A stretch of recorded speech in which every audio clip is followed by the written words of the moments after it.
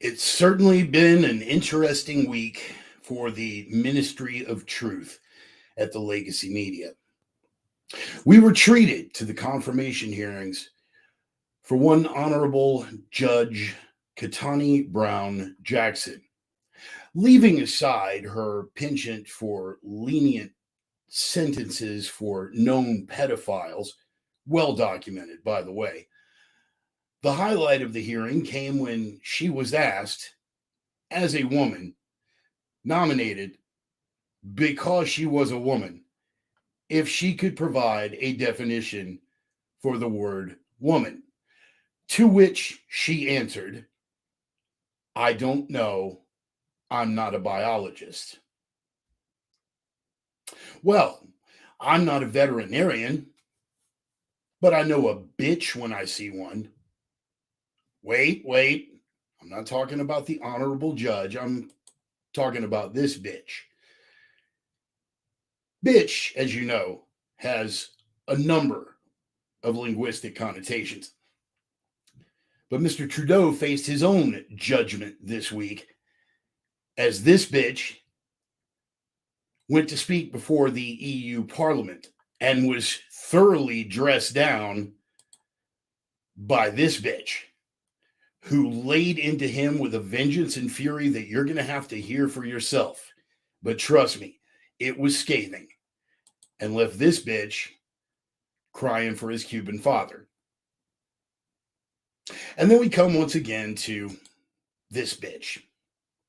Currently the Legacy Media's favorite bitch. This coked up clown shoe has been all over the place making appeals.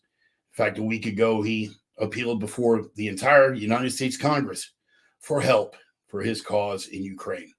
And who could blame the man? I mean, the atrocities brought on by this horrible Russian invasion just boggle anyone's sense of morality.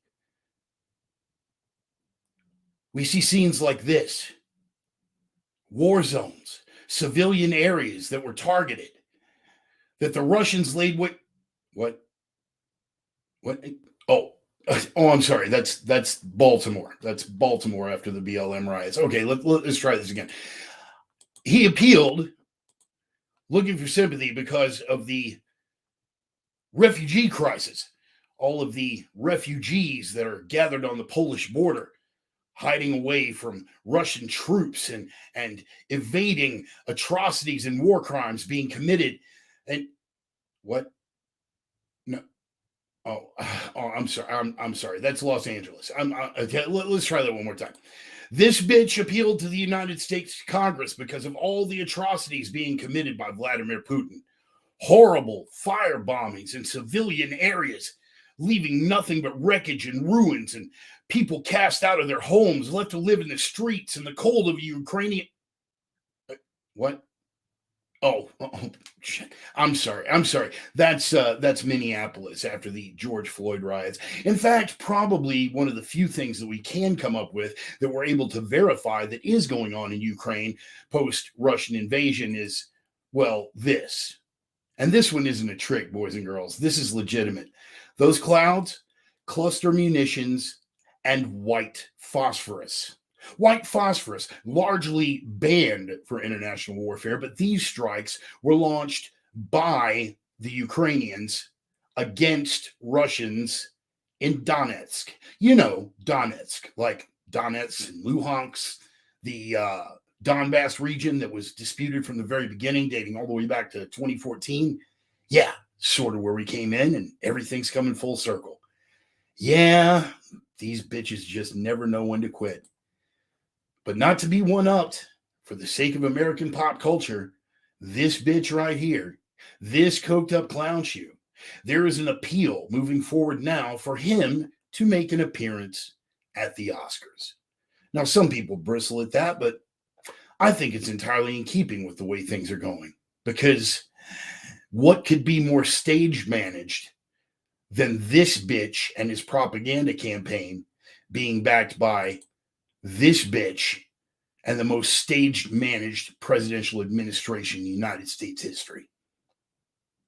As for me, I back Putin's play. you've known this from the beginning. And as for me and my Russian friends and any thinking people with two brain cells left to rub together, I'd like to give them a hearty, double barrel, one finger salute. We're back, boys and girls. The opinions expressed by the Reverend are his own and no one else's on the planet.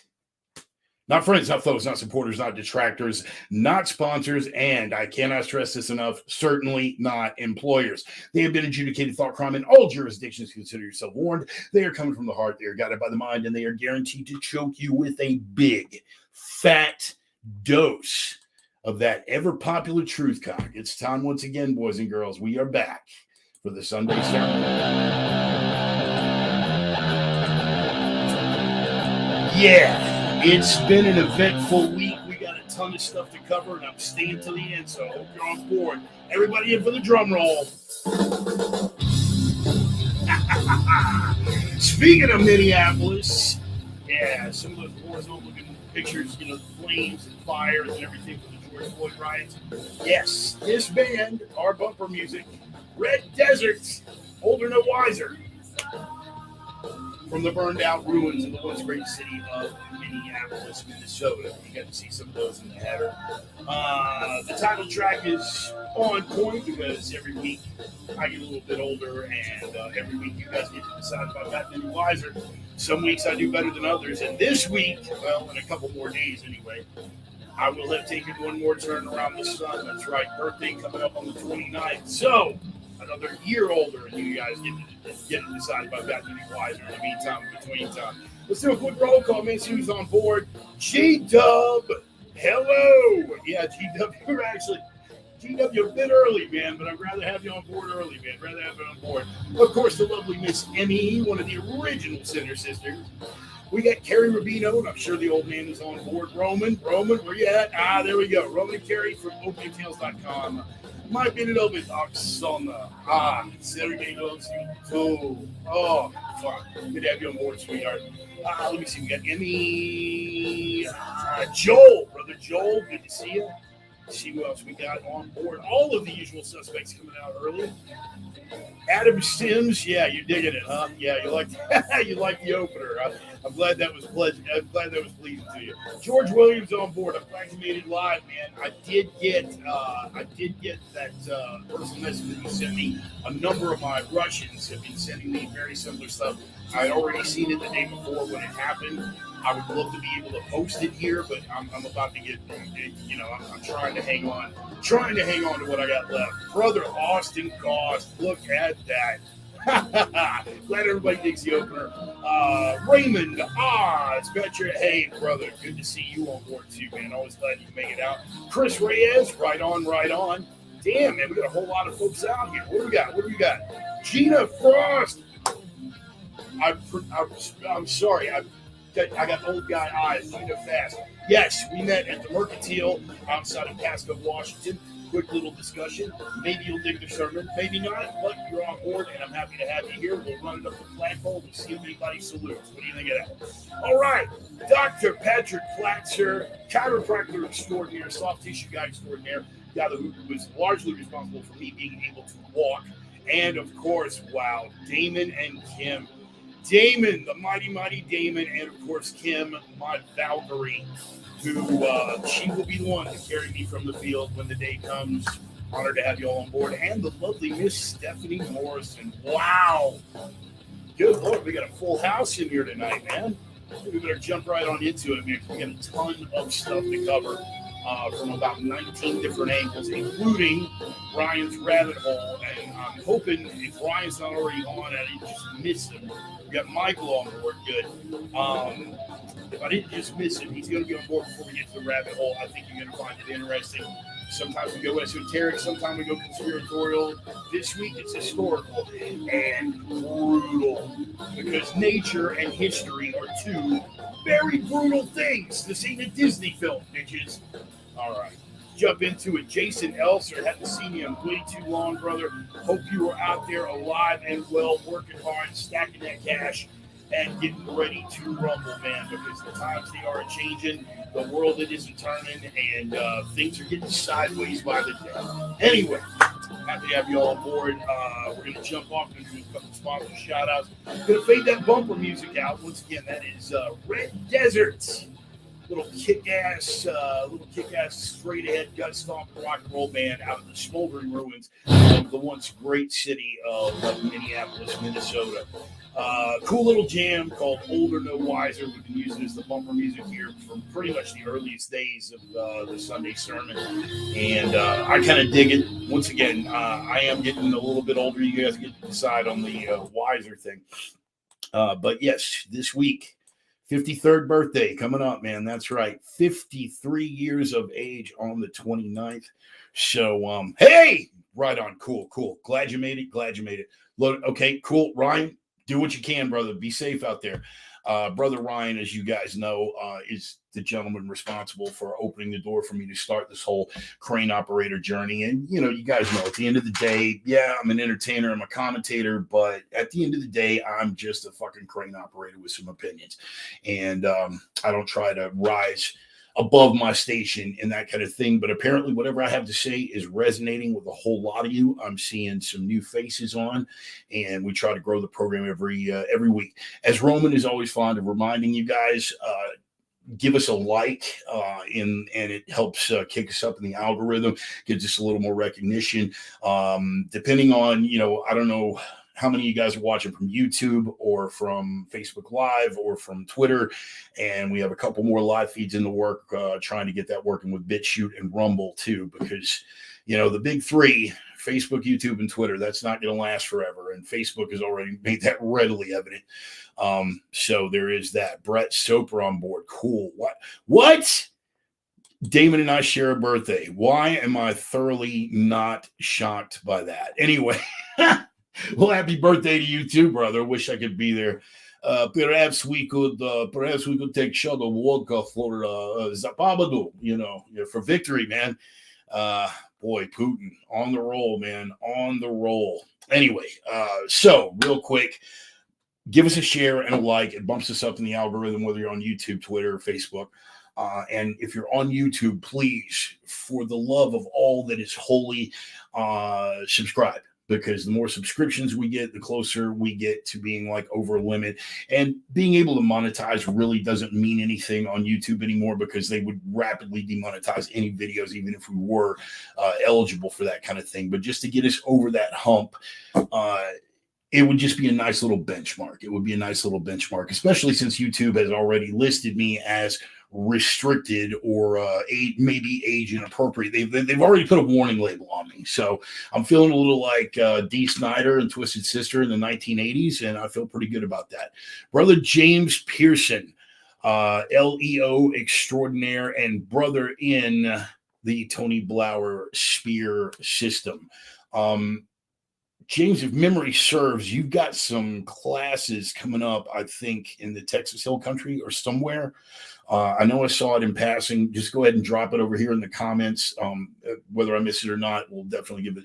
But if you get a chance to train with Mr. Pearson, do so, particularly if you are LEO or first responder. Nothing will serve you better in the interest of giving you a measure of certainty in an increasingly uncertain world and making you a hell of a lot harder to kill.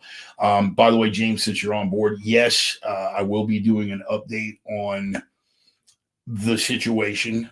Those of you guys who know me personally or have followed either on the personal page or the fan page know that there's a situation that has developed with regard to my beloved wife Charlie and her health. We're going to get just enough into it to without giving too many specifics. But in fact, let's go ahead and address that. This is part of the reason why there wasn't a sermon last weekend. I was down in Texas to visit with her. She is in the middle of she's in the middle of a course of chemotherapy right now, which is Going to be extensive. However, we caught it very, very early. If you guys know, my wife is a previous cancer survivor, and we caught it earlier this time than she caught it the first time around. So the prognosis is very, very good. So it's nothing to be alarmed about. It's not like she's going to be taken from us. And of course, if you know my wife, you know that her spirit is indomitable and completely unbreakable. And in spite of all of that, uh, in spite of all of that, yes, it's still a kick in the guts when you hear that C word. But we are on top of this. We are fighting it. She has always been my strength, and I am doing my best to be hers. And as a complete side note, God help me, she looks so sexy with a bald head. Oh, I just can't get enough of that. So, and a lot of you, half of you right now that don't know me that well is like, dude, that is an extremely poor taste. And the guys that have known me for years, they're like, yeah, that totally fucking makes sense. So, but anyway, yes, there is a situation. She is well into her course of chemo right now, and some other treatments that are going on, and she is staying strong, man. She is an indomitable spirit. She is my love. She's my light. She's my world, and she's also my biggest supporter and my number one fan. And yeah, Damon agrees. Damon and Kim got to see her last weekend when we were down in Texas handling that stuff. But yeah, she's an incredible woman, and we are going to beat this thing. So I just wanted to get that out of the way because, again, I had posted some pics earlier, and a lot of people were asking a lot of questions. Am I sleepless and vomiting blood and perpetually stressed the fuck out? Absolutely.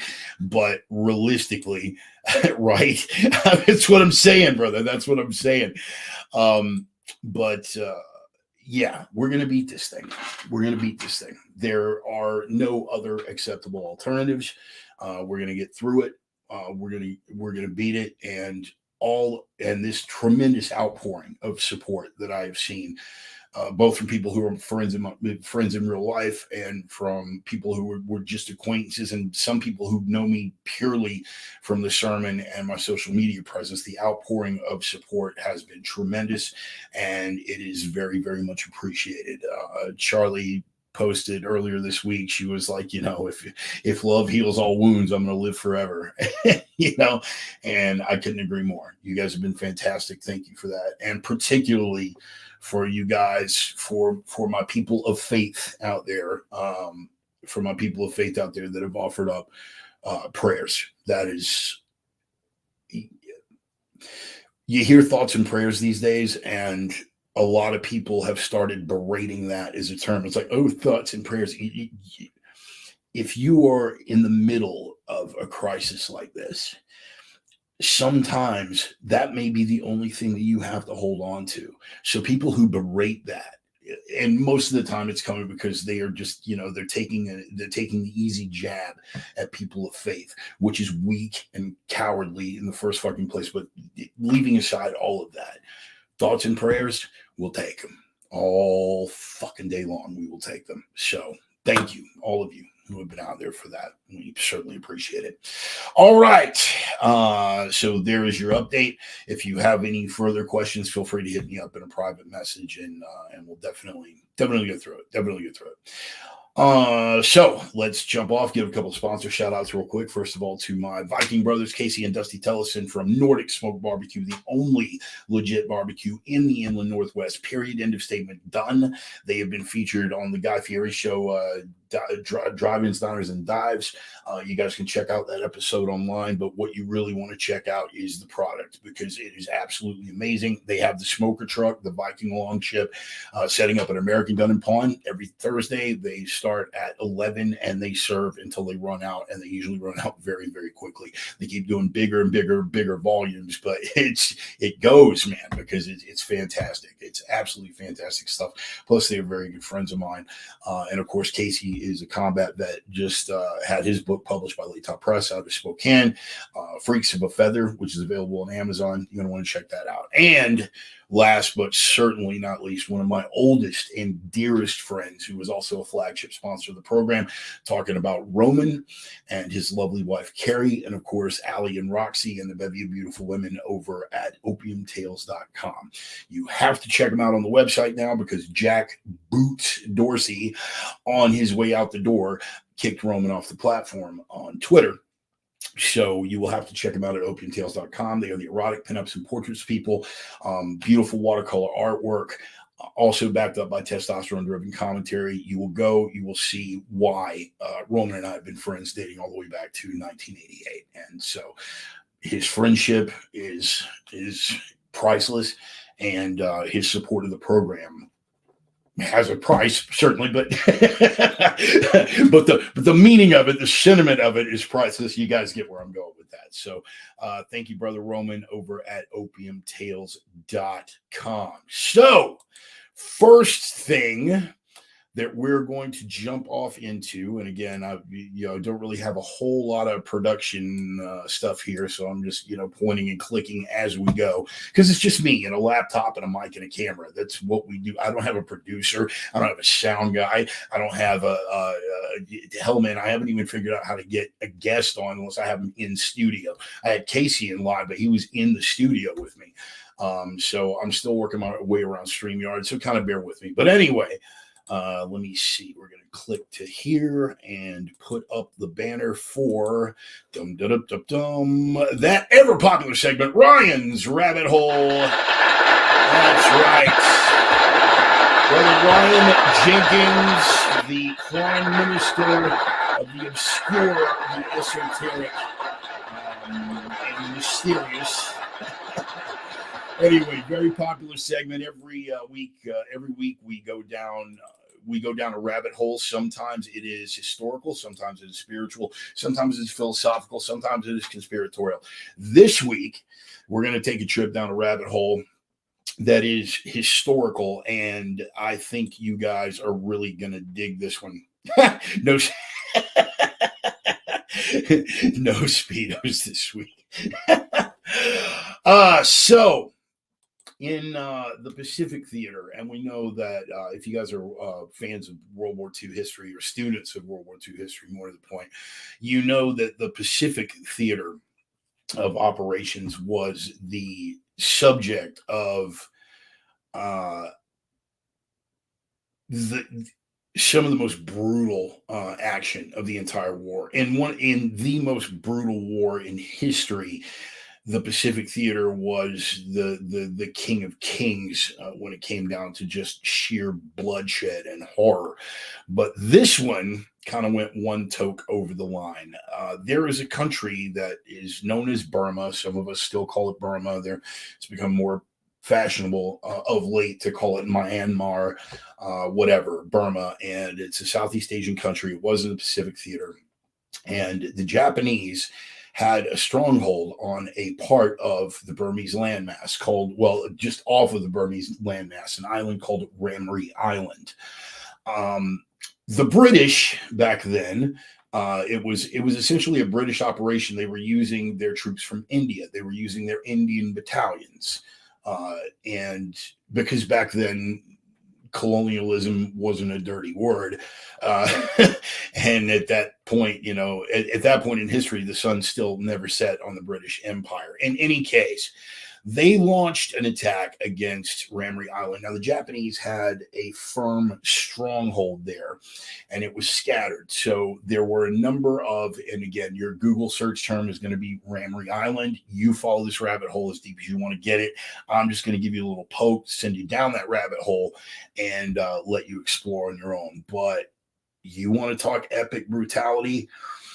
The epic brutality of man against man is something to behold. But when you throw nature into the mix, things get really, really entertaining. The Indian battalions of the British were able to flank the Japanese from both positions, and you know that the Japanese are not exactly known for surrendering. So rather than surrender or capitulate, they staged a strategic retreat, which took them through about, give or take, about 10 miles of thick, dense murky, mud up to your nipples swamp. Well, here's the thing about the South Pacific in coastal and marsh and what we would in South Texas call bayou country. They don't actually call them bayous, but it's roughly the same topographical equivalent. Crawling with the same kind of wildlife. Over in Southeast Texas, we have gators. Over there, it is saltwater crocodiles because they are saltwater marshes. So the Japanese decided to beat feet and retreat, and they were slogging through 10 miles of muck that was essentially a gator pit.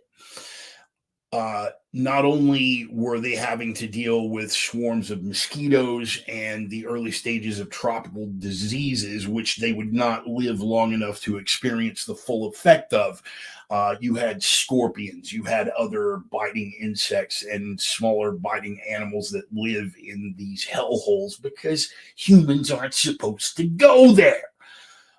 So they were slogging through it, and the Brits and the Indians lit them up while they were still slogging through the marsh. And the ones who were shot dead were the luckiest ones among them, because what happened as the night wore on and troops were laid out there, shot and bleeding and wounded, the crocs, these saltwater crocs, descended on them with a vengeance straight out of hell. And I'm scrolling through trying to find. Here we go. This was a naturalist, a British soldier who later became a prominent naturalist, a fellow by the name of Bruce Wright. He actually participated in the battle, and his quote of the moment was, "That night was the most horrible that any member of the motor launch crews had ever experienced. The scattered rifle shots in the pitch black swamp, punctured by the screams of wounded men being crushed in the jaws of huge reptiles, and the blurred, worrying sound of spinning crocodiles." You guys are familiar with the death roll. Okay, well, catch you up in a minute. "The whirring sound of spinning crocodiles made a cacophony of hell that has rarely been duplicated on Earth." Side note, until next week's rabbit hole, stick around for that. At dawn, the vultures arrived to clean up what the crocodiles had left. Of about 1,000 Japanese soldiers that had entered the swamps of Ramri, only about 20 were found alive. Now, a lot of historians have found that exceedingly difficult to believe. But again, when we get through next week's rabbit hole, you will understand that those huge numbers, this many went in and only this many came out, is hardly implausible. But the horror of that, there are disputes as to the scale. There are disputes as to any number of things about the actual incident. But Ramri Island was a hellish horror on a scale untouched pretty much throughout the Pacific theater in World War II. If you can picture 1,000 men being ripped to pieces by crocodiles and rifle fire, if there was a worst place to be on the planet that day, Ramri Island was it. So that is the rabbit hole for the week. I'm going to send you off. You guys dig as deep as you want on that. You will find more than enough resources online. And it's really, how bad of a horror film do you want to see?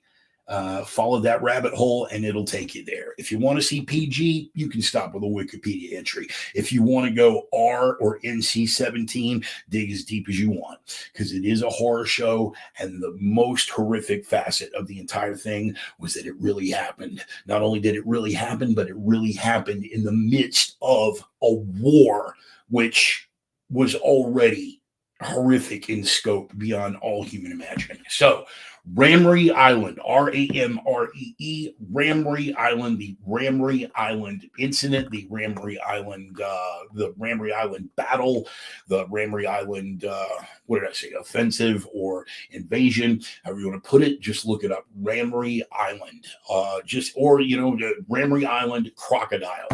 Ramrey Island, Japanese troops, any of those, just get in Ramrey Island. I promise it'll take you there, and you will be able to follow that rabbit hole as far as you want to go. So thank you to Brother Ryan once again for yet another awesome Ryan's Rabbit Hole segment. I'm going to go ahead and put this tracker right there along the bottom. Let me see.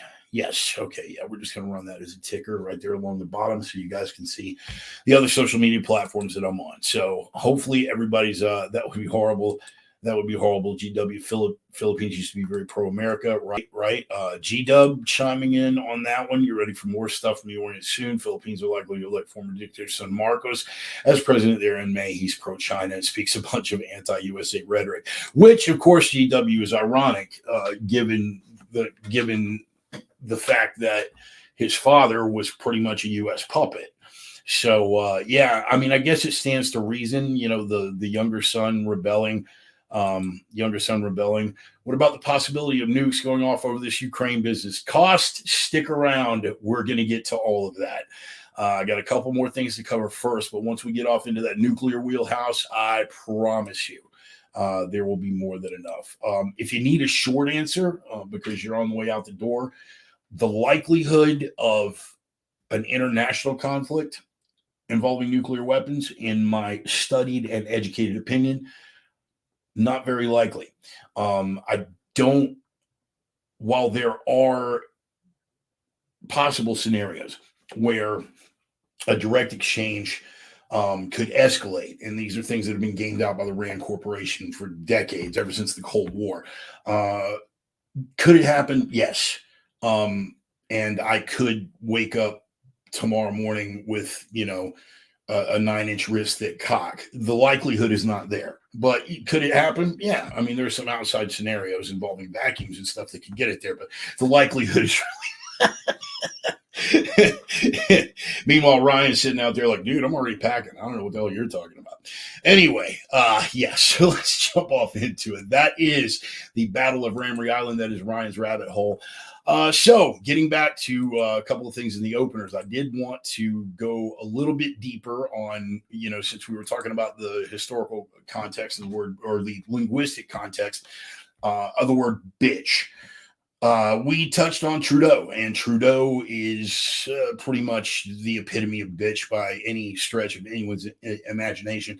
But here we go. German MP just slammed Justin Trudeau and called him a disgrace to his face. Now, again, in the past couple of weeks since Russia invaded Ukraine, suddenly Trudeau is all about we must preserve democracy as long as it's over there. We must stop the ascension of tyrannical dictators so long as it's over there, which of course, Zelensky, now that Zelensky has outlawed all opposition parties and consolidated all non-government-owned media into one conglomerate, he is pretty much just like every dictator they're saying that they're fighting against, up to and including Trudeau. And make no mistake, Trudeau is a dictator. You have heard me say often that we have hit the tipping point, that people have had enough, that people are going to start fighting back. Well, when Trudeau went to speak in front of the EU Parliament this week, a lot of people were like, Bart, you're wrong. They're letting Trudeau speak in front of the EU. And I was just like, hold on a minute, because this isn't going to go well. First of all, he had an exceedingly low turnout. If you look at the seating chart, you can find it online. The place was empty. And of course, legacy media running cover for the deep state people like they always do. They dismiss that as, oh, no, it wasn't because they didn't want to see him. It was because of COVID protocols. Everybody, even though Germany has canceled all of those damn COVID protocols, even the ones that we still have in place. No, just during COVID protocols. That's why nobody showed up. All right, fine. Well, that would be one explanation. But this is member of the EU Parliament from Germany. Christine Anderson is her name. Now, Trudeau, of course, not being a member of the EU, it's like, what the hell is he doing there to begin with? Well, he was speaking under the premise of one EU resolution, but she quickly checked his ass. And I'm going to just play it for you and let you hear it for yourself, because this is something, man. Scathing. And again, the linguistic context of the word bitch. This is one bad bitch. This is one bad bitch taking on one punk bitch. You see the versatility of the word. Anyway, I'm going to play it for you. You guys check this out. Based on Article 195, out that it would have been more appropriate for Mr. Trudeau, Prime Minister of Canada, to address this House according to Article 144, an article which was specifically designed to debate violations of human rights, democracy, and the rule of law, which is clearly the case with Mr. Trudeau. Then again, a prime minister who openly admires the Chinese basic dictatorship, who tramples on fundamental rights by persecuting and criminalizing his own citizens as terrorists just because they dared to stand up to his perverted concept of democracy, should not be allowed to speak in this House at all. Damn. Mr. Trudeau, you are a disgrace for any democracy. Please spare us your presence. Thank you. Damn, son. Damn, son, did you hear that? Wow. Talk about a scathing takedown. That's right. Christine Anderson, man. Just incredible takedown of Justin Trudeau. And Trudeau, of course, he's Klaus Schwab's little bitch boy now. He's what Klaus Schwab's little golden bitch boy. And Schwab's been pumping him up all over the place. And I don't think Schwab or any of the World Economic Forum people expected that to be the reaction. Brother Sonny, I'm so glad you're here, man. I'm so glad you're here. In fact, you were here in the opener. Let me see. I mentioned that me and a certain Russian friend were giving him a double barrel one finger salute over all the Ukraine propaganda. And of course, I would love to be able to post just to show you, just to show some of y'all how, just the perspective that you're not getting from the mainstream media. And of course, you should follow, if you haven't already followed Brother Sonny, follow his page. There is a fellow who is a mutual friend of ours, Alexei the Russian, Russian 1983, I think, on Instagram. I will look that up and I will post it to the page later. And they're both all over this. It is definitely the object of some consternation with regard to that. But yes, use of white phosphorus against civilians in Donetsk. These are the good guys.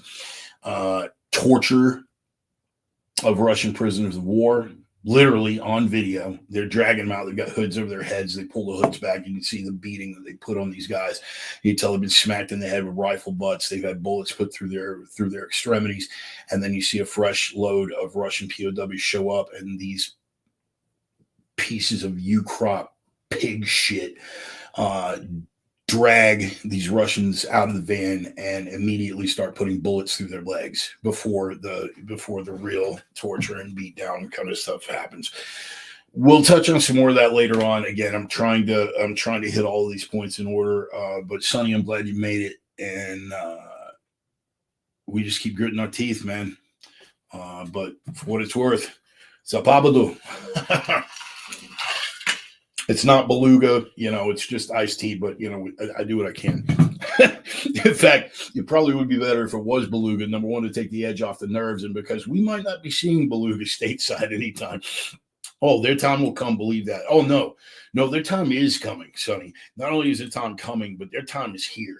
That tipping point has already hit. The one thing that they can't get around with regard to the pro-Ukraine propaganda, no matter how many times they trumpet Zelensky's coked up clown shoot ass in front of the legacy media and talk about how, well, okay, again, it's a classic Orwellian doublethink. Okay, so you're telling me that, because what the Russians are saying is they've lost about 1,600 soldiers and then about 2 times that many wounded, which sounds pretty accurate considering the scope of the whole thing.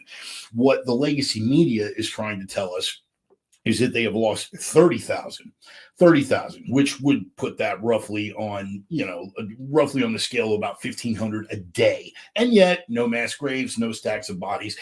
They keep telling us how the Ukrainians are taking it to Putin and embarrassing him and yada, yada, yada. But yet, every day, there are more territorial gains. Every day, another city winds up surrounded. Every day, just this week, Mariupol, right? Gone, surrounded, captured. It'll continue. But again, with regard to the Orwellian doublethink, on the one hand, Putin is such a punk and a weakling that he can't even be faced with a group of Ukrainian farm boys, but yet he still remains an existential threat to all of Western Europe, which is why NATO has to get on board. Pick a side, Sparky. Which is it? He's losing, and that's why he wants to come to the negotiating table. Well, yeah, he came to the negotiating table and he conceded nothing. The first thing that the Ukrainians conceded was the whole thing. Okay, if you stop now, we'll shut up about NATO membership. Nope, not going to be enough.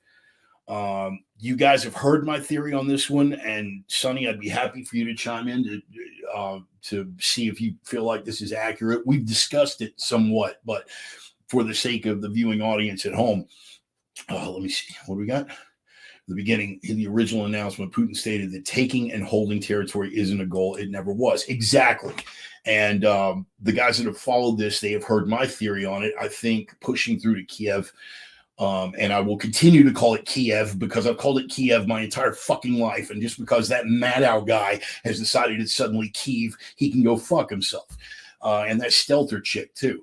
Anyway, okay, yeah, a little more caffeine, just what I need right now. Let me just relax. So he can take it. He has no intention of holding it. That's what we call the big ask. He has pushed. He has shown what he is capable of doing.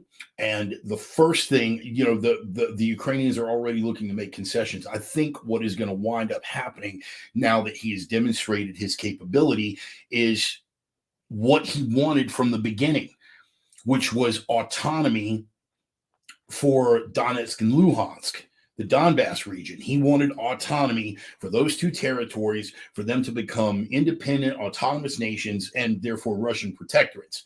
That's what he wanted from the beginning.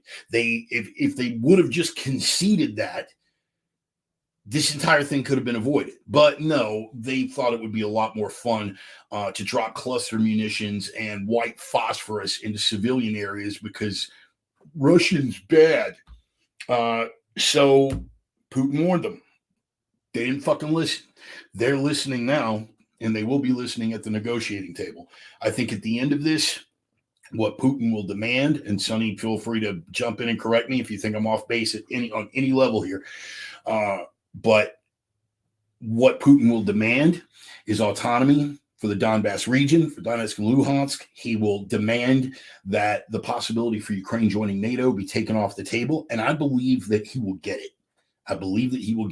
Much to the consternation of everyone else involved with this program, all of the neocons, all of the war hawks that are pushing. And speaking of bitches, by the way, one particular bitch, look, I will say this about Dan Crenshaw. Dan Crenshaw is an ex-Navy SEAL and a United States congressman. I, by extension, am neither of those things. So respect for those accomplishments. But with all due respect, thank you for your service. Go fuck yourself. Because when you are spitting documented facts about biological research labs in Ukraine, and you're saying that we can't state those facts because now we're carrying water for Putin, that we're speaking Russian talking points for spitting documented facts. Thank you, Congressman Pliskin, but go fuck yourself. Sorry, man, it had to be said. And I really, at one point, had a lot of respect. And on some levels, you have to have a certain amount of respect for Dan Crenshaw regardless, okay? Because of the sacrifices that he has made for his nation, I understand that his judgment is colored. But when he is just spewing like a neocon shill, I'm sorry, I have no further interest in anything you have to say politically. I thought your book was outstanding about the importance of building tenacity. He made some very good points. Truth is truth no matter who speaks it. But Dan Crenshaw hasn't been speaking the truth for a long fucking time. And I am exceedingly disappointed, as I am in true. Very true. And I didn't mean that to say that that made him righteous. I just meant to say that that demonstrates a certain strength of conviction. You know what I mean? Doesn't make him righteous, doesn't make him correct. It's just if you're willing to put your ass where your rhetoric is and go and fucking get shot at, that's a level of dedication to whatever cause you've chosen, right or wrong, that most people are not going to take it to. So I in no way, Sonny, meant to imply that he was righteous just for the sake of him being a veteran. His book was actually good. His book was actually good, and he's done some phenomenal work on his podcast. But no, you're a shill, bro. You're a neocon. You're John Bolton with a fucking eye patch. That's what you are at this point. And while I'm on this, since I'm on a fucking tear, let me just go on down Tangent Street a little bit further. I am way, way more disappointed in my so-called conservative friends behind this fucking Ukraine cheerleading shit than I am among leftists. Leftists are ideologues.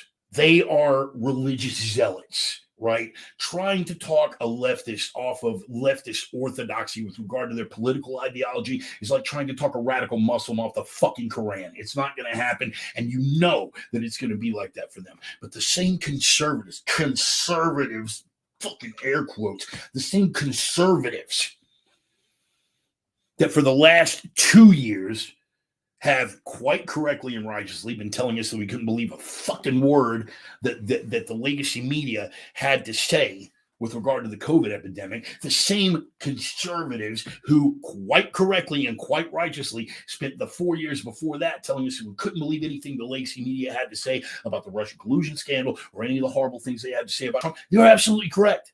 They were absolutely correct. And yet, now that we got a boogeyman, the Russian boogeyman, suddenly we can take the word of the U.S. media again. Not only can we take the word of the U.S. media, but we have to take the word of the U.S. media and the United States government, and anything that varies from that, we're carrying water for Putin or reciting Russian talking points. Mr. Crenshaw. So fuck that. I will do my own thinking. Thank you very much. So anybody who says that I don't slam conservatives, well, you may want to guess again, Sparky. You may want to guess again. You see, it's called being principled, right? Principle. Google it, motherfucker. That means when it's wrong no matter who's doing it. When it's right no matter who's doing it. When it's the truth, it is the truth no matter who's speaking it. And when it is a festering, pus-dripping shithole lie, no matter whose maw from whom it's being spewed, it remains a falsehood, an untruth, a deception. You are a lie. You are a lie. Because you are of the devil, and the devil's work you will do. Because he is a lie and the father of it. Whoa, man. You just bounced a little scripture off of you? A little bit. Whew. Okay, deep breath. So, that was something that I had planned to say for later. Let me see. Bart, my brother, off topic. Your voice just made our daughter move from side to side in Megan's belly. I moved up.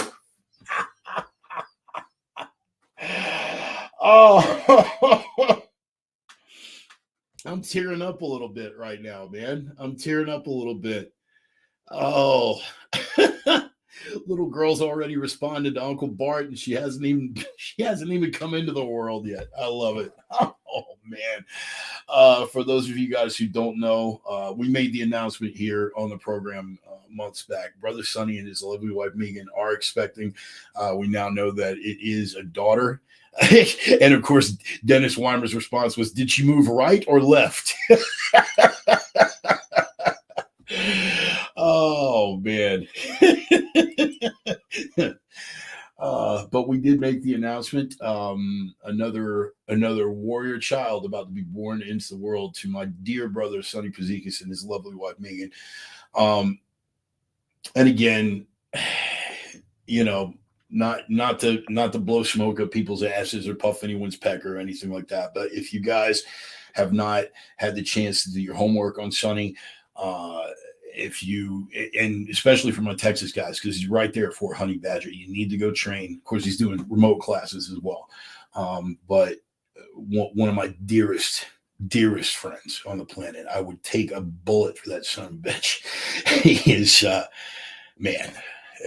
But hey, Dennis, there's your answer. Both ways. She's not ideologically possessed. Bravo. Perfect response.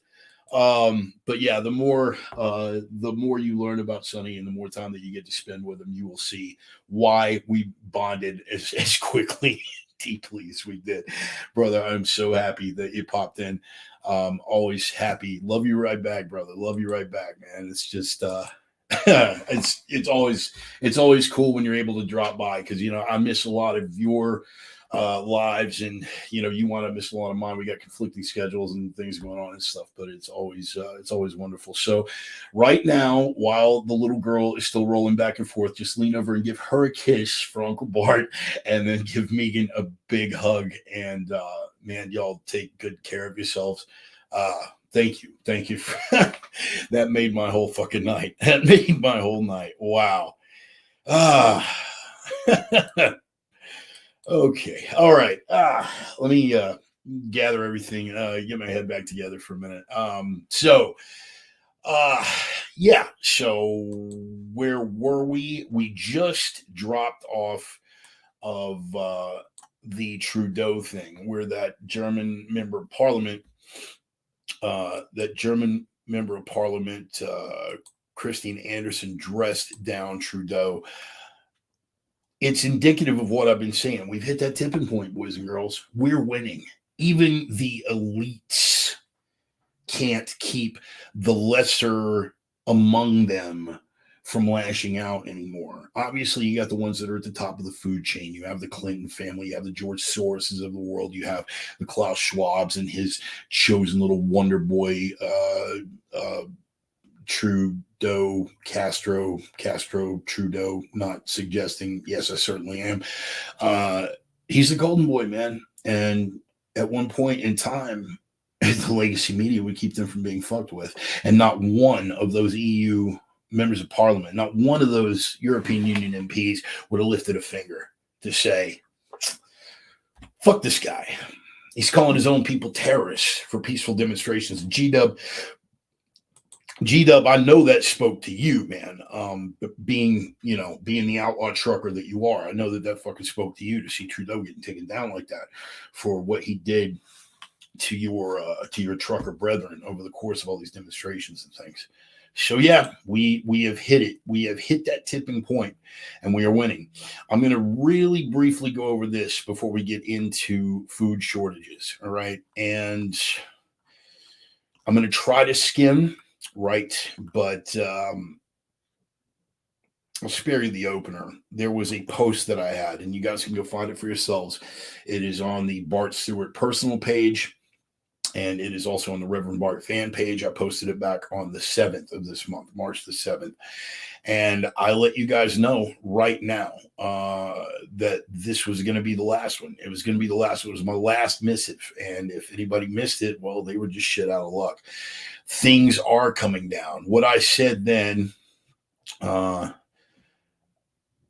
need you to listen here. Shit is getting out of hand. Crises are expanding exponentially. And while I do not think, and I still maintain this, I do not think that we're staring down the barrel of nuclear war. At least that would be final. No, what's about to roll here is going to be something we may have to live through, and it will not be over quickly. We are already in the early stages, and I promise it will get far worse.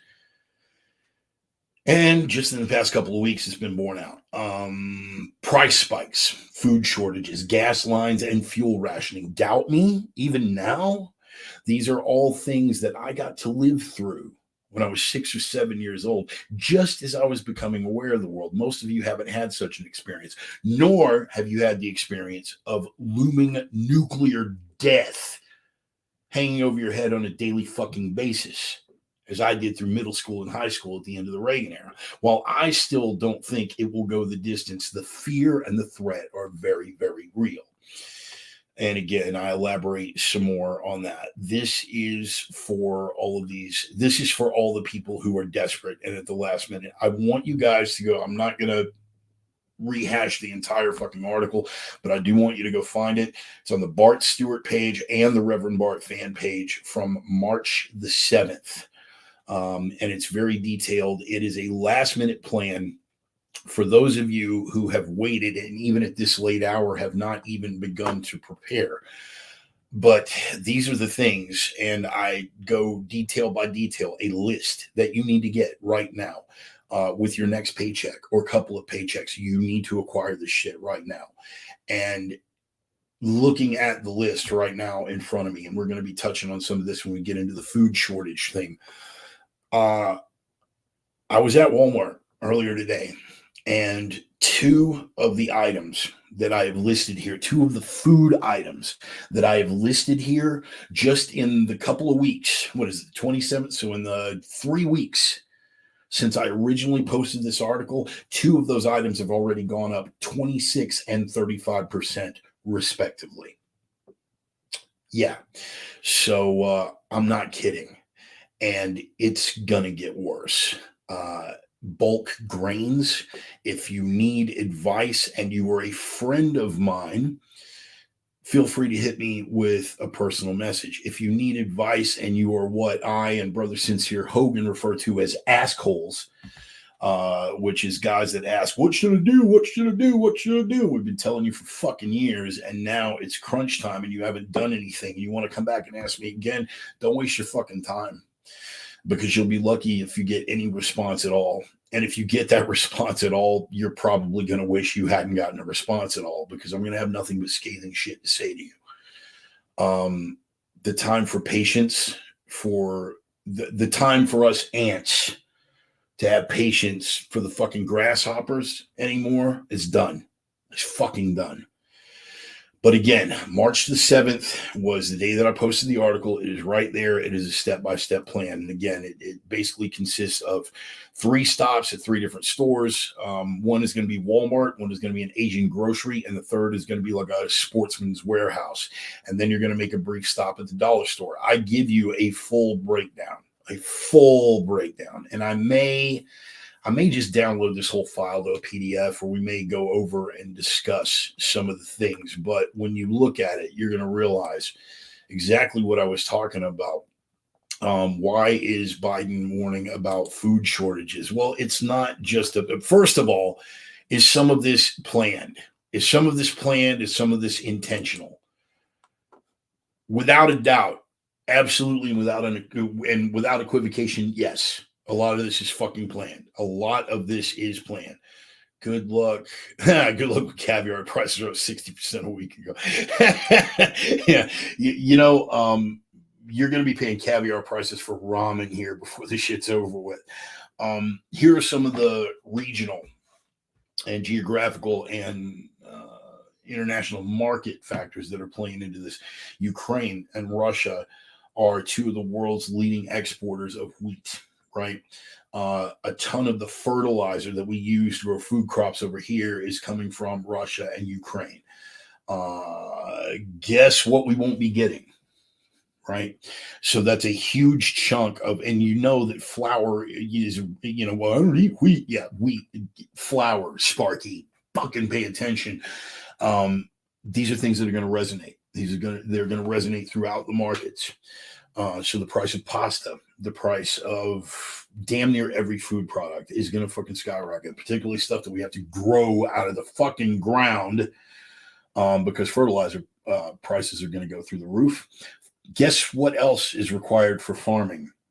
Tractors, big fucking diesel equipment that runs on fossil fuels. Holy shit, who would have thunk it? And that is also skyrocketing right now.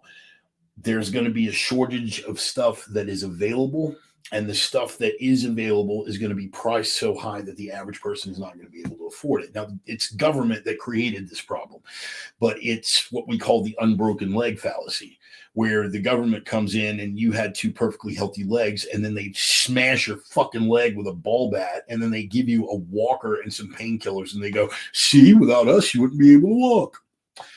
That's what we're looking at.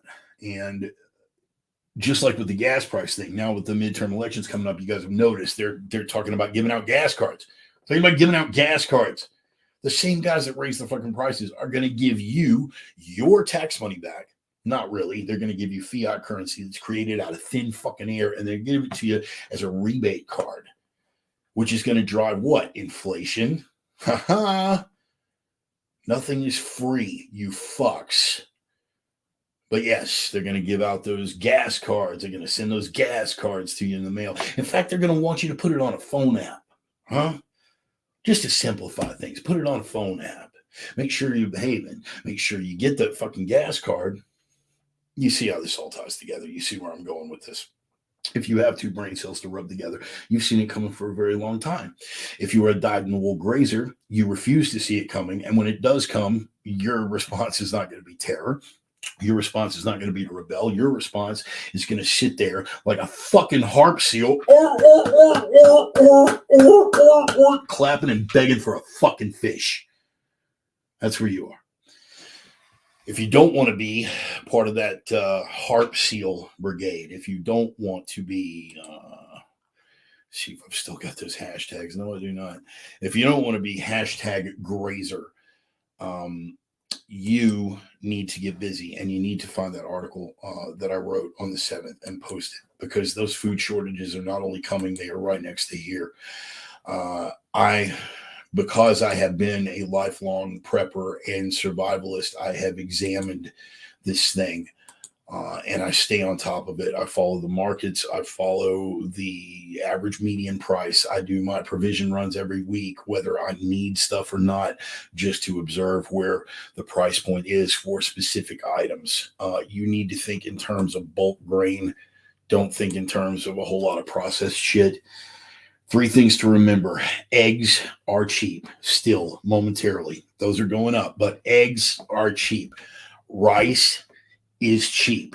Oatmeal is fucking cheap. Buy it in bulk now, because all of these things are subject to change. Those are all grains. They're not related to wheat, which is the largest hiccup that we're going to have coming out of this thing in Ukraine. But they're all grains, and those markets are going to be affected, and things are going to get fucked. What is this? God damn it, Ryan. I just want him to stand up so we can see the Smurf Speedo. First of all, I am not wearing the Smurf Speedo, by the way. I am completely proper Scotsman from the waist down, and I am wearing my Gerald Ford cock ring. I wear the Jill Ford cock ring, so whoever gets their face in close proximity to it, I get to call them squeaky. And we'll damn it, Ryan. Damn it. When I get my focus, you got to shake me out of the zone, you motherfucker. I love you. Glad you're on board. All these things are coming, and they're a lot closer than you think you are, than you would like to believe they are. If you look at the news, I want you to look at every time they mention on the news that they mention food shortages. I want you to see in your head a little ticker at the bottom of the screen that you see on the side view mirrors on your car. Objects in mirror are closer than they appear. Because one day you're going to wake up. One day you're going to wake up. Brian Hutchins, don't buy eggs. Get. I don't know where you were going with that, Brian, but if you were about to say get your own chickens, dude, I'm all about it. I'm all about it. Brian, fill it back in, bro. Fill it back in. I want to see the rest of that. Now would be a good time to get into raising your own chickens or raising your own rabbits. Try to make yourself by laying hens. Yes, I thought that's where you were headed with that, Brian. Thank you for that. Thank you for that, chiming. Now would be a good time. The resources are available online. Here's the best way that I can put it. I'm fairly good at wrenching my own vehicles. I know when I'm out of my depth. I know when to hand it over to a mechanic. But one of the greatest things that happened to teach me mechanical knowledge and how to wrench on vehicles was being young adult and broke as fuck and poor, because at that point you can't afford a mechanic, but you can afford a socket set and a Chilton's manual, and you will fucking figure it out, or you will not. 97 times out of 100, I was able to figure it out. All of these skills, like what Brian is talking about here, yes, by laying hens.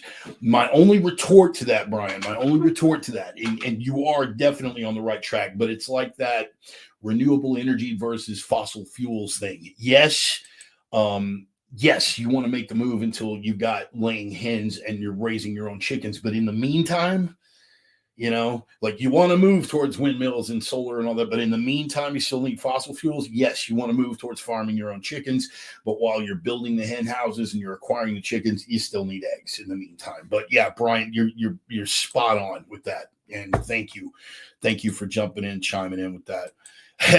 Chilton's, right? Who remembers the fucking Chilton's manuals? I say all that to say this: the Chilton's manual of today, not only as a real Chilton's manual to teach you how to wrench on your vehicle, is fucking YouTube.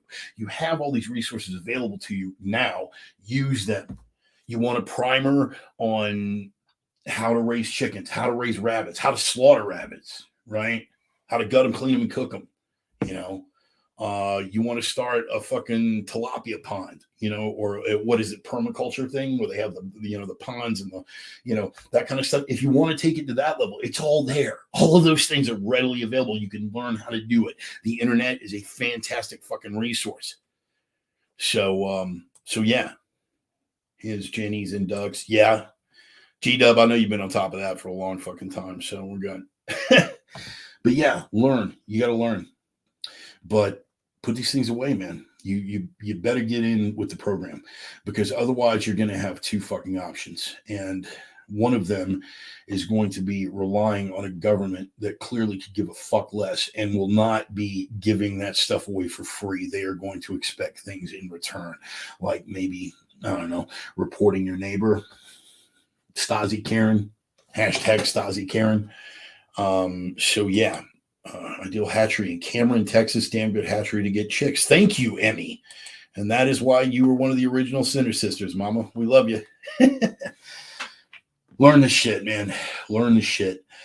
Yes, you want to learn all of these skills. Brian, you're absolutely right. You want to get laying hens. You want to raise chickens. You want to raise rabbits. You want to do all these things. And you want to start moving in that direction. But right fucking now, what you need to do, not a matter of what you want to do, not what you're going to get around to one day, what you need to fucking do, if you care two fucks about yourself and your loved ones and your fucking family, is you need to get those food supplies squared away. And again, I will post the link to the article again on the fan page or personal page again tonight. I will repost it. There will be no more of those forthcoming. We can discuss that and refine the list, but I put it together and that's it. You need to take, and I've broken it down to the point where you can be reasonably squared away for about 6 months, right? For roughly $500. Well, I only make $500 a week. Well, then put off your bills for a fucking week. The power company will extend your shit. The mortgage company will extend your shit. Starvation will not extend your shit. You feel me? So get that squared away. Denise, my lovely Oksana, in case of an electricity issue, stock up on oatmeal since it can be soaked without a heat source for preparation overnight, 24 hours. Add some protein powder and you're good to go. Stock up. Oksana, this is why you are my beloved, and we must make the war babies for the motherland. Please forgive me for that. Please forgive me for that horrible, horrible Russian accent. Yeah, it's an excellent point. Oats in particular, they can be soaked overnight, 24 hours. You add some protein powder, and that's another thing that I didn't include on the list, but adapt, right? If you know of a place to get protein powder on the cheap, that is a way. We're not talking about you eating well. We're not talking about you eating comfortably. We're not talking about pleasing your palate. We're talking about keeping you and potentially your fucking children from starving to death. It's not difficult, but you need to do it now. Whatever the fuck you think can't wait. It can wait. A power bill, it can wait. Call the power company. I don't care how far you are, but call them. They'll give you another week. Call a mortgage company. Hey, look, there was a hiccup. My direct deposit didn't come through. I'm still waiting for some guys that I billed come back with fucking invoices. Whatever you got to tell them. But if you don't have that food put away, you're fucked. You're fucked. And you've already seen my video on the Reverend Bart YouTube channel. You know better than to come to my fucking house. You better know better than to come to my fucking house. Anyway. Froze up on Facebook. God damn it. I'm sorry. Fuck. I wonder if that's got anything, because everything else is fine. Did I freeze up on YouTube too? Anybody see me freeze up on any of the platforms, or was it just Facebook? It wouldn't surprise me. Zuckerberg is not, he's not a fan.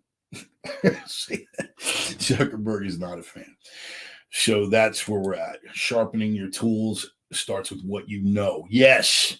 Skills beat tools 10 times out of 10, Brother James. Yes, absolutely. So that's where I wanted to get with regard to the food shortage thing. Again, March the 7th, go back to the Bart Stewart personal page or the Reverend Bart fan page from March the 7th and find it. It starts off, okay, folks, time for some real talk. And I give you a breakdown piece by piece, item by item, store by store. You're looking to spend about $500 and you're going to be pretty well squared away. Remember my approach to everything when it comes to preps. And if you followed the Reverend Bart channel, you know that I've stated this before. My approach to preps comes back to an old joke, which isn't really a joke. It's more of a parable.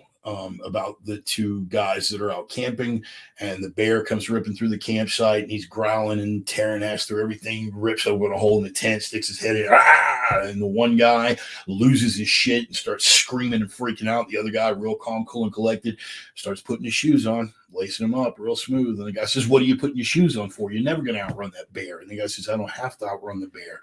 I just have to outrun you." That's the approach. You don't have to outrun every possible scenario. There's no fucking way. I'm dug in like an Alabama tick. I've got plenty of stores of everything that I fucking need. I have a concrete fucking bomb shelter, for fuck's sake. And you know what? At the end of the day, a meteor could fall on my fucking house. You can't possibly prepare for everything. You can't outrun the bear. You just got to be able to outrun that guy. You have to be able to last a little bit longer than your neighbor. You have to be able to last a little bit longer than the people who are trying to take what you have. Store your shit. Don't outrun the bear, outrun the next guy. That's the approach. So, that's as far as we're going to go on food shortages. Go look up the article. Have a breakdown on it. You're going to be, and you can modify it. It's, again, I'm not your fucking guru. You look at the plan and say, well, that part doesn't work for me, but I can substitute that with this. Go with it. Whatever it works. One of Murphy's laws of combat. If it's stupid, but it works, it's not fucking stupid. So put it to where it works. Put it to where it works for you. Last thing I wanted to get into here was, again, our delightful fucking Cadaver in chief, who just can't seem to help himself. He runs off at the mouth. And again, it's that Orwellian thing. On the one hand, the legacy media, the Ministry of Truth. Would that make Stelter O'Brien? No, that would make Mad Al O'Brien, because Stelter's a chick. Anyway, the legacy media, on the one hand, tries to assure us that he is 100% cognitively together. Nothing going on there. He's sharp. His mental acuity is beyond reproach and everything else. And yet every fucking thing that emanates from this cadaver's fucking maw They have to walk it back and say, when he circled back to that, President Biden clearly didn't mean what he said. Well, does he have it together? Does he know what the fuck he's talking about, or doesn't he? Because you don't get to have it both ways. They'll continue to have it both ways, but you can't be possessed of anything approximating logic and have it both ways like that. But here's the latest. American officials scrambled to clarify Biden's suggestion that Putin cannot remain in power. Yeah, he was off on a tear, and I can't blame the guy for going off on a tangent. Lord knows I never lose track of thought and go off on a fucking screaming tangent. That never happens to me. She threw me. Yeah, he went off on a tear. And again, the actual quote, yada, yada, yada. You apparently ad-libbed. Conclusion of his address. For God's sake, this man cannot be allowed to remain in power. Now, the White House decided they needed to clean that up. Personally, I think the cleanup was unnecessary because I thought Papa Vladimir's response was as perfect as it could have done. It was perfect as it could have been made. Fortunately, that is not up to Mr. Biden to decide. Bravo. Bravo, Mr. Putin. Bravo, Mr. President. Yeah. Fortunately, that is not up to Mr. Biden to decide. And they're right. Nor is it the purview of the war hawks and the John Boltons of the world to but again, when you want to talk about irresponsible rhetoric, you are dealing with the world's only other nuclear superpower, which brings me again back to the idiocy of the whole Trump-Russia collusion thing and the fact that, the narrative that was pushed that Trump was Putin's puppet. First of all, if Trump was Putin's puppet, why not take Ukraine then? Does beg the question, doesn't it? And here's the thing that happened that very few people have even heard about. Donald Trump was responsible for the largest American taking of Russian military lives in decades. Over one incident in Syria, a group of 200 mercenaries, about 90 to 100 of which were Russians. Trump reluctantly ordered an airstrike, knowing full well that it could fucking escalate things. He took the lives of 90 to 100 Russians on the ground. Now, granted, they weren't Russian military, they were mercenaries, but mercenaries in the same sense that Blackwater operatives working for the State Department are mercenaries. You follow me? They weren't directly in the employ of the Russian government, but they were doing Russian bidding on the ground in Syria. And I'm not condemning any of them for that, because Syria is a Russian ally dating all the way back to the Soviet days, and yet another place where we tried to effect regime change that didn't work out so well. But leaving all of these things aside for a minute, yeah, Trump was Putin's puppet. That's why he took Ukraine when Trump was in office. Oh, wait, he didn't. Kind of hard to keep track of the narrative there, Sparky. Hashtag intellectual gymnastics. But here's some important things to remember. At the end of the Cold War, when the Soviet Union was coming apart, a couple of lists that I pulled up from online, and it really depends on who you believe. But this is what was documented that was supposedly given up by Ukraine under the Nuclear Non-Proliferation Treaty. What they knew was that they had 130 UR-100N ICBMs, 6 warheads each. 46 RT-23 Molodets ICBMs. Molodets, am I pronouncing that right? Molodets ICBMs with 10 warheads apiece. You're familiar with the term MIRV, M-I-R-V, Multiple Independently Targeted Re-Entry Vehicle. That ICBM again, since we're dealing with acronyms, intercontinental, because now we're into the nuclear stuff. So, you're in my wheelhouse. Settle in. We're going to be here for a minute. Cost, if you're watching the replay, now's the fucking time. We're going to get into all that stuff.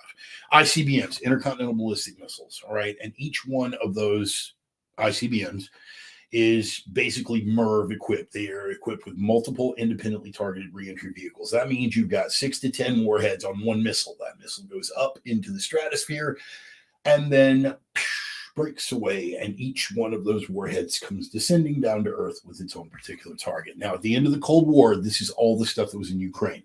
130 UR-100N ICBMs with 6 warheads each. 46 RT-23 Molodet ICBMs with 10 warheads each, as well as 33 heavy bombers, Tupolovs, if I'm not mistaken. Sonny, feel free to correct me on that. Totaling approximately 1,700 warheads that remained on Ukrainian territory. Formerly, these weapons were controlled by the Commonwealth of Independent States, or the Union of Soviet Socialist Republics. So you're looking at 1,700 warheads that remained in Ukrainian territory at the end of the war. Now, these were supposedly all accounted for. Supposedly. But let's keep in mind, and feel free to Google this, at one point, a poor Russian during the 1990s had his hands on a nuclear warhead and tried to trade it for a refrigerator on the black market. Feel free to Google that. It happened. The likelihood that every one of these warheads has been accounted for is expressed as a fractional equation would be diddly over shit. So who knows if there is, God forbid, a nuclear incident in Ukraine, whether it is a Russian weapon, whether it is a Ukrainian weapon left over from the Soviet era. It's all going to be pure fucking speculation. Now, the story that the media is going to try to run with. Russians were invited by Syria, unlike the United States. Also an excellent point, George. Excellent point. But yes, you were looking at, when the Soviet Union broke up, the fact that they had about 1,700 to 2,000 warheads made Ukraine at the time the third most powerful nuclear superpower on the planet. Allegedly, all those warheads were given up and accounted for, but who fucking knows? Because we know how corruption works in the Ukraine. We know the chaos that followed the breakdown of the Soviet Union. Who fucking knows? Point to ponder. Here's a little something that you guys can play with, and I'm going to give you. Let me see if I can do this on the fly here. Again, I'm still learning my way around StreamYard, but hopefully I'll be able to post this. Let me try this. Here we go. Create a banner. Pink, boom. Hey, how about that? There, bang, look at that. I can do that on the fly. That address, that web address down at the bottom, nuclearsecrecy.com/nukemap. I want you guys to go to that website, and I want you guys to play with it. A little insight into Crazy Bart from the Reagan era high school weirdo survivalist kid. I used to do these same kind of charts, but all that I had were regular maps and a geometry compass, the ones you used to use in geometry with a little pencil and just doing the blast radius, and like nuclear weapons charts from the Defense Department. And I used to do these charts. Now the simulator will do it all for you. You can go to this website. You can click on that simulator and you can put ground zero wherever the fuck you want it. So I want you all of you, no matter where you're watching this from, I want you to go to that simulator and I want you to pick the 3 targets closest to you, right? In Spokane, for us, there's only two real targets. Well, 3 if you count Hanford, but Hanford's a bit far away. We would be looking at Fairchild Air Force Base, the home of the Air Refueling Wing. They're going to get pounded. You're looking at probably a 500 kiloton ground burst. Because you hit Fairchild, you have to hit GEG, which is the commercial airport in Spokane, because it's a potential backup airfield. So if you hit one, you got to smoke them both. So you're looking at Fairchild Air Force Base and GEG, Spokane International Airport, both being hit with 500 kiloton ground bursts. give or take. And then on down the road, as we get further west, Hanford is a uranium and plutonium production plant that's operated with the government since the days of the Manhattan Project. They're going to get hit. So you're looking at another 500 kiloton ground burst. Go to that simulator. Go to the 3. Right. another excellent point. Go to the 3 closest targets to you and put ground zero using that little nuke map simulator. Have some fun with it. Play with it. Experiment with different megaton yields, different kiloton yields, different, whether it's a ground burst or an air burst. Hit a city 100 miles away and see how the fallout chart affects you. But it's a hell of a simulator, and it's a lot of fun to play with if you want to give yourself nightmares. But yes, that is it. Let me post that one more time. nuclearsecrecy.com/nukemap. Go check it out. It works with Google Maps, and you can try that simulator out anywhere. Here's the thing about nuclear threats. People don't know near what they think they do. When you go to Google and you Google nuclear threats Ukraine, that's it. That's your search. That's your search prompt. Nuclear threats Ukraine. First 4 stories have been pulled up. The Guardian: Russia reasserts right to use nuclear weapons in Ukraine. Vanity Fair: the threat is increasing. Kremlin keeps blurring its red line around nuclear weapons. The Hill: if Biden's timidity led Putin to invade Ukraine, what about his next threat? And finally, Fortune magazine: how likely is it that Putin will unleash a nuclear war? Those are your first 4 top story responses. What they're casually failing to mention is that literally on Saturday, for the first time in the history of our nuclear arsenal, including the Cold War, Biden refused to commit to a no first strike policy. You're going to have to dig for that one. The algorithm is going to make it difficult to find, and DuckDuckGo right now is no fucking help because they're puffing the pecker of the deep state right now, and they're suppressing misinformation. Fuck yourself, self-righteous pricks. But here's what all of these things are overlooking. The threat is increasing. Kremlin keeps blurring its red line around, nuclear exchanges. Any of those things? Yes. It's exactly what they're doing. Why? Because it keeps people guessing, fuckbag. Do you think they're going to put their full intention and their full game plan on the line? We're lucky we know the limited amount that we do about Russian nuclear protocols. The only reason they know as much as they think they do about ours is because we are, at once upon a time, we're a free and open democracy. So our stuff was a lot more publicly available. Everything that we have found out about them has been largely since the fall of the Soviet Union, some of which may be accurate, some of which may be not. We've got somewhat of an understanding. Bremerton, Washington, there we go. Put Tsar Bomba in your home city and look at the size. Holy shit. Yeah. Tsar Bomba, by the way, is the largest single nuclear device. And again, I could go on about this for fucking days. This is my wheelhouse. I love that insane apocalyptic end of the world Cold War nuclear shit. I fucking love it. Some of you guys jerk off the porn. I'm over here with like old atom bomb test videos. It's like, oh, yes, whatever you do. Too much? Okay, whatever. Tsar Bomba, the single biggest nuclear device ever detonated in the atmosphere, was detonated by the Soviets. 50 megatons. That's the explosive power, ponder this for a minute, of 50 million tons of TNT detonated at the same time. The Hiroshima and Nagasaki bombs were 12 and 20 kilotons, respectively. Tsar Bomba, 50 megatons. And get this, the best part was deliverable by air. They dropped it out of a Soviet strategic long-range bomber. Tsar Bomba, 50 megatons. I'll go you one better. The original design before they decided to downscale it for practicality was 100 megatons. Now, ponder this, since we're off on atomic dust killed the dude next rabbit hole. Yes, poisoned by polonium. We can, well, yeah, but we've got the other one that we got to do dovetailing off of Ramry. So maybe weak fall. Make a list, Ryan. Make a list. God damn it. Help me out. Zarbamba, 50 megatons, deliverable by air.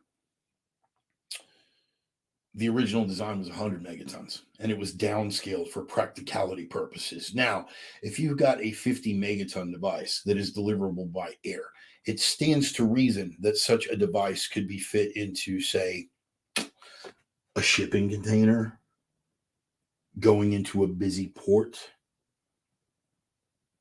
Los Angeles, New York, Houston. As long as we're just guessing, as long as we're just speculating about this nuclear Armageddon thing. I said then, and I maintain now, that I do not think it is going to go global thermonuclear. I don't believe it. I absolutely do not have any reason to believe it at this point. The likelihood that nuclear weapons are going to be used at all in this theater is slim and none. If they are used, it will be a leftover Soviet munition that will be used by Ukraine. It will be done at the behest of the United States government, and it will be blamed on Russia to give NATO a chance to escalate and get involved in this thing. And the only way that is going to happen is if the negotiating table doesn't go NATO's way. The war hawks and the neocons are too fucking committed. Putin stands to gain fuck all nothing by the use of nuclear weapons. Why would he need? He's winning. Contrary to the popular narrative, he is still advancing. He is still taking territory, and all he wanted from the beginning, and all he will be asking for and will get at the negotiating table, is going to be Donetsk and Luhansk. That's it. He's got no intention of holding Kiev. He made that clear from the very fucking beginning. Again, all of the narrative that you're hearing, put it to the side. It doesn't apply. Vladimir Putin has no reason to use nuclear weapons. None. Well, he'll do it because he's just a crazy-ass madman. Yeah, right. Just like Saddam Hussein, right? They tried to buy yellow cake from Africa, only he didn't. They lied to you about Iraq. They lied to you about Afghanistan. They lied to you about Iraq again. They lied to you about Trump and Russia. They lied to you about COVID. Oh, but now, Putin's a madman. They're 100% on the level. Gotta be. Do you even fucking hear yourself? Conservatives, do you hear yourselves? You shoot to my fucking stomach. No, I don't believe nuclear weapons are going to be used at all. And if they are, it'll be a tactical yield weapon, and it will be only in that theater of operation. When I say tactical yield weapon, you're looking at something on the size of a Hiroshima bomb or smaller, which sounds like a big fucking deal historically, but given the scope of atomic and thermonuclear munitions now, nothing. You fit that in a fucking artillery shell now. So do some homework on that. But I say all that to say this. This is the way that they are trying to sell the fear narrative. Not only the Putin is crazy, he's going to nuke us all, he's going to drag us all in a nuclear war narrative, but just the fear narrative overall. The way that they are trying to sell it. Here's another headline that came down. 2 of the 3 people with access to Russian nuclear codes are missing. Valery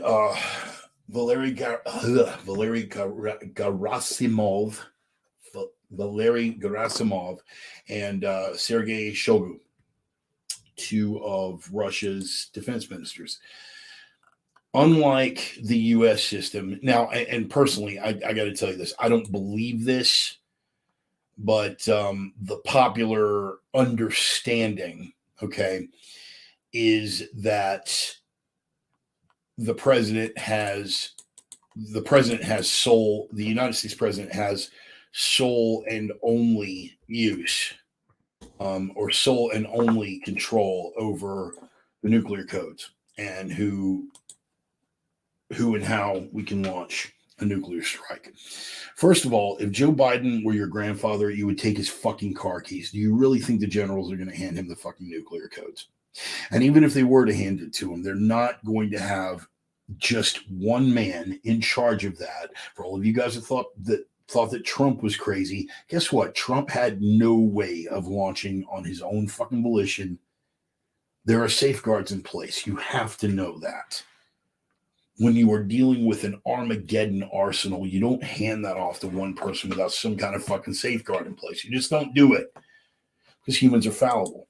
The Russians at least admit that there are three people in charge. So between Shoigu and Gerasimov and Vladimir Putin, they each have one particular end of the code or one particular point of order in the launch protocol. In other words, it has to be relayed through one guy who's got to clear it with another guy. Their two codes have to line up, and then that goes to a third guy.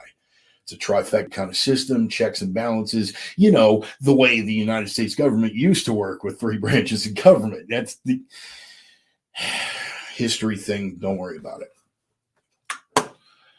Two of those officers, Gerasimov and Shoigu, went missing last week. They went missing. And what did the media say? Oh my God, two of them are missing. Putin has had them arrested. He's locked away. He's trying to consolidate power. When was the last time they were seen in public? When was the last time Milley was seen in public? I mean, aside from that cross-dressing thing he does at the drag club in Houston on weekends, when was the last time General Milley was seen in public? Right. Is anybody alarmed about that shit? Probably not. Why? Because he's a general. Because he's the head of the Joint Chiefs of Staff in the same way that Gerasimov and Shoigu are in Russia. Standard non-issue.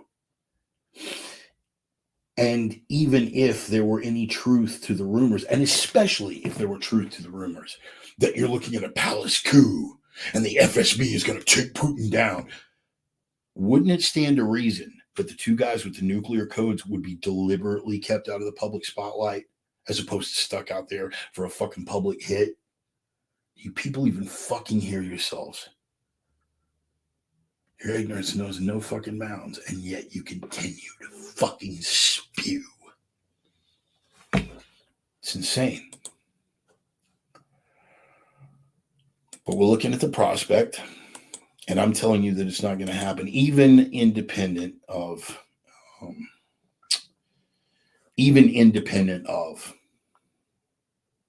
the Russian chain of command. The reason why we don't want to launch and why it was so terrifying when Biden made that comment refusing to take nuclear first strike off the table is a little thing called the Merdvaya Ruka. A little thing called the Sistema Perimeter.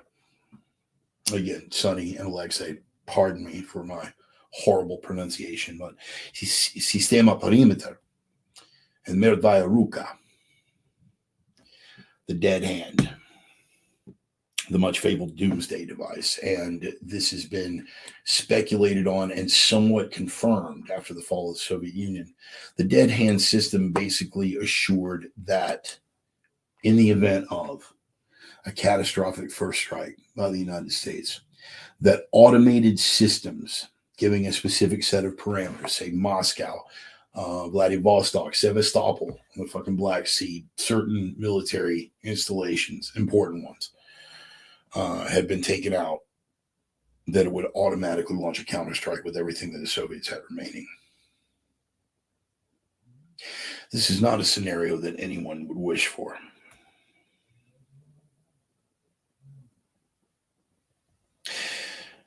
I won't bore you to tears with it. I never tire of talking about these nuclear Armageddon scenarios. It's what I cut my teeth on as a teenager, my earliest interest in survivalism, middle school, high school, the end of the Reagan era. That was my jam. It's also why I didn't get laid until I was 17, Because what self-respecting high school chick wants to have a conversation with the creepy fucking big dude that wears fatigue pants in school every day and reads Soldier of Fortune magazine and fucking Jane's Defense Weekly and study hall? Who the fuck does that? Certainly not a guy that wants to get laid. Yeah. But it's my wheelhouse, man. It's my wheelhouse. It's my jam. Love talking about this nuclear stuff. But I do want to assure y'all going forward. And the one thing about it is, if I'm wrong, none of you guys are going to be around to say, hey man, you were fucking wrong. So you do on some level have to take it with a grain of salt, but I do not believe it's going to go global thermonuclear. I don't believe it. I do not believe that. I don't even believe we'll see the use of nuclear weapons in theater. But beyond all of that, what you guys need to take from this entire crisis in Ukraine, actually from this entire past couple of years of succession of cascading crises, plural,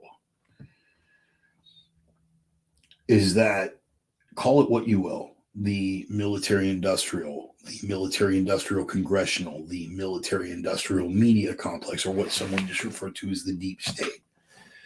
They have all shown you what they are capable of. They're lording it in your face. It is quite possibly the worst example of historical gaslighting I've witnessed in my entire goddamn adult life. And yet, people keep buying it. If you shift gears the right way, you can even switch the people who weren't buying it a week ago just by giving them the proper boogeyman. They have studied this. They know how to exercise that control. So the two things you need to take from this are, one, have no illusions about what these people are capable of. Don't have any illusions about it. Don't have any illusions about their willingness to go that distance. But even closer to home, I want you to forget everything about what the government or the deep state or any of those elements are willing to do. I want you to look at the people that are closest to you, or that were at the start of this thing. And if you haven't extricated them from your life, now's the time. Look at your Facebook memories and you will remember that there were people who were calling 911 because people were refusing to social distance. They shut down churches and left bars open. They shut down schools and left marijuana dispensaries open. They made you mask up while you walked to your seat, but not while you were sitting there eating. They sold you on one lie after another. And again, I thought about doing a segment on that, but it would cost us another hour.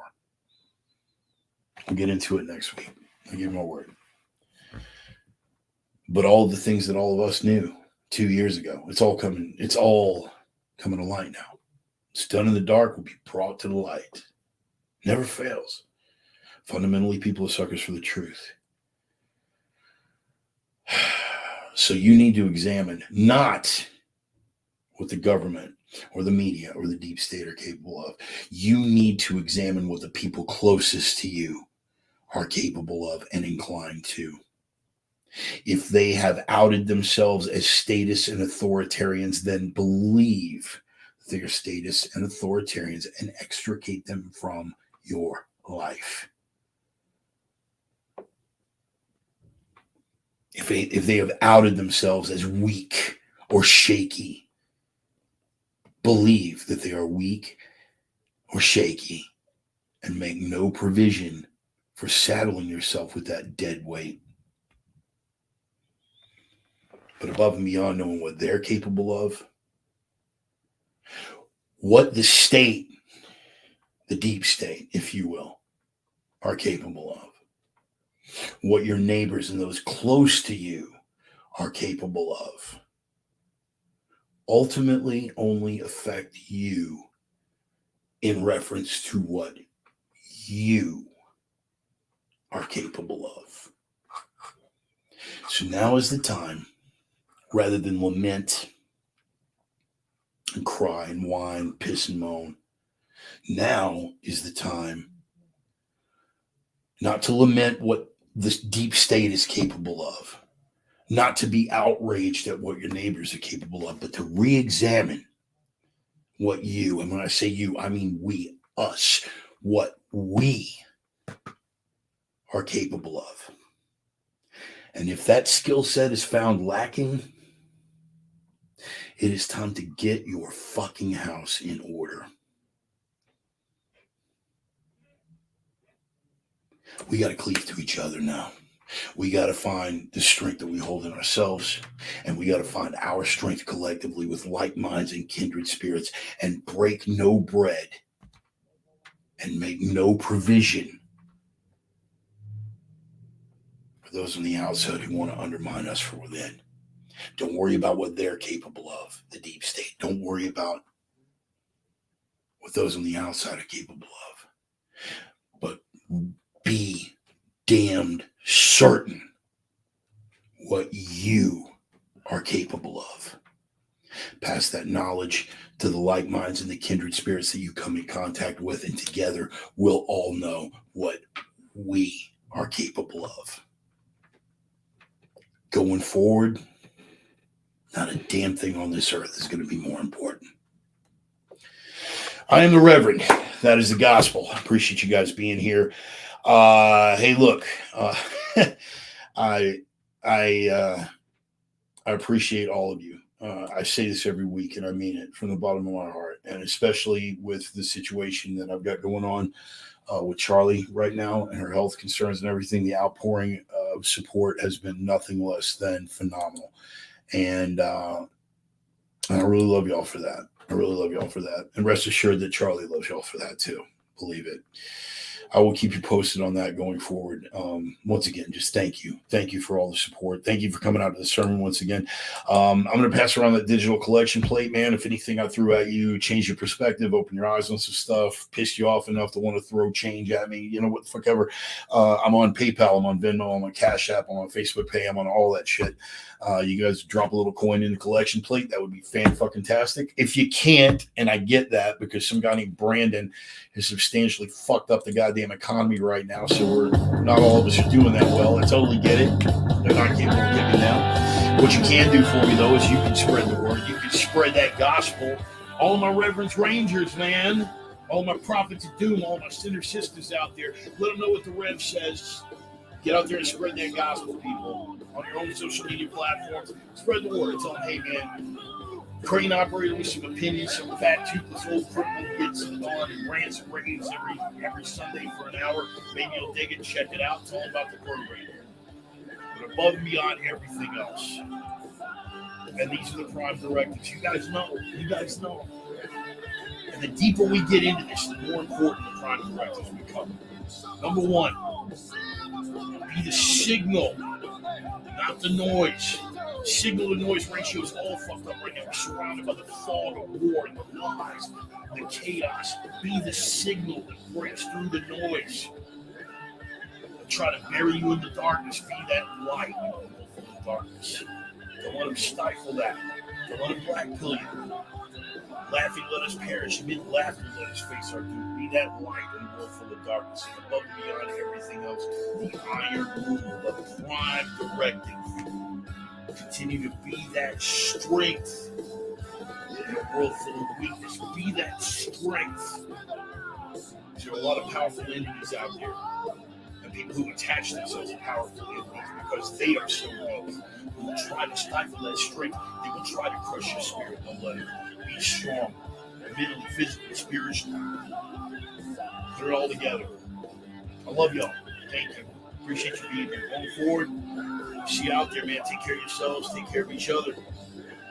Each and every Sunday, we're going to be here, man. Appreciate you being here. I'm the Reverend. That is the gospel. Take care. All y'all. We're going to get through this. Remember, in the end, we fucking win. Love y'all, man. See you next Sunday. Peace.